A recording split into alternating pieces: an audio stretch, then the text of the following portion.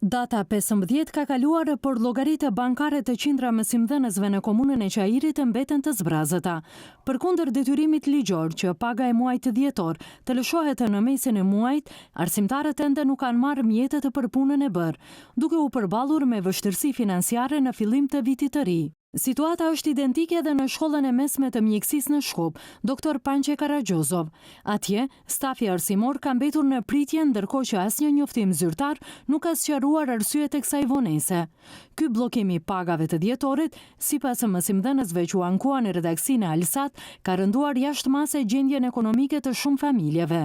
Në përgjigjen e saj, Komuna e Qajirit e tha se vonesa nuk është neglizhencë e tyre, por pasojë e procedurave të stërzgjatura administrative. Në muajin janar, çdo vit ka vonesa teknike për shkak të festave dhe fillimit të vitit fiskal, dhe për këtë arsye procedurat zakonisht përfundojnë rreth datës së 8 dhe 9 janar.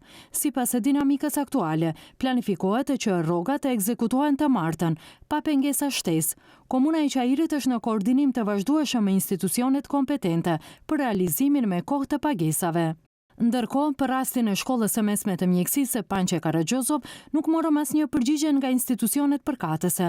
Burimet e Alsat thonë se mjetet nga Ministria e Arsimit janë gati, por rrogat nuk janë lëshuar për shkak të problemeve teknike dhe gabimeve në dokumentacion nga ana e vetë drejtuesve të shkollës.